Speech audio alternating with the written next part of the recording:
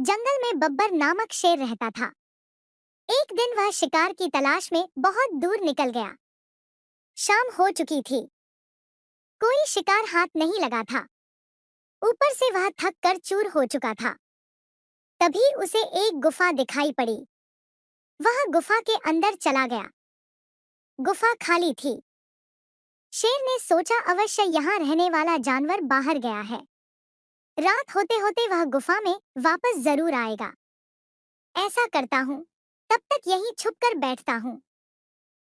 जब वह जानवर आएगा तो उसे मारकर खा जाऊंगा और अपनी भूख मिटाऊंगा। वह गुफा में एक कोने में छुपकर बैठ गया। वह गुफा चंद्रू नामक गीदड़ की थी। जब वह लौटकर आया और गुफा के पास पहुंचा तो देखा कि शेर के पंजों के निशान उसकी गुफा के अंदर जा रहे हैं, लेकिन बाहर आते हुए पंजों के निशान उसे दिखाई नहीं पड़े। वह समझ गया कि उसकी गुफा में कोई शेर गया है।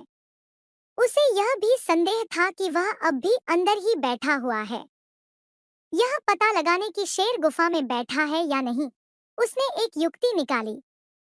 गुफा के द्वार पर खड़ा होकर वह तेज आवाज में बोला, गुफा मित्र, मैं वापस आ गया हूँ। तुमने कहा था कि मेरे वापस आने पर तुम मेरा स्वागत करोगे, लेकिन तुम तो चुप हो। क्या बात है? तुम कुछ बोल क्यों नहीं रहे हो?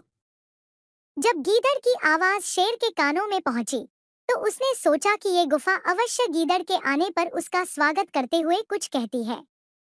शायद मेरे यहाँ होने के कारण आज यह चुप है। अगर गुफा कुछ न बोली तो कहीं गीदड़ को संदेह न हो जाए और वह वापस न चला जाए।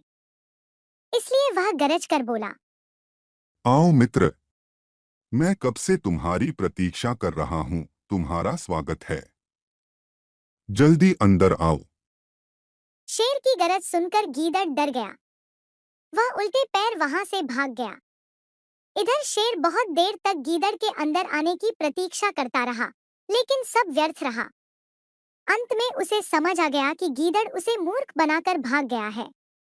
शेर को अपनी मूर्खता पर बहुत क्रोध आया, किंतु अब वह क्या करता। शिकार उसके हाथ से निकल चुका था। सीख, भविष्य के संकट को भांप कर जो बचने की युक्ति निकाल ले वह बुद्धिमान होता है।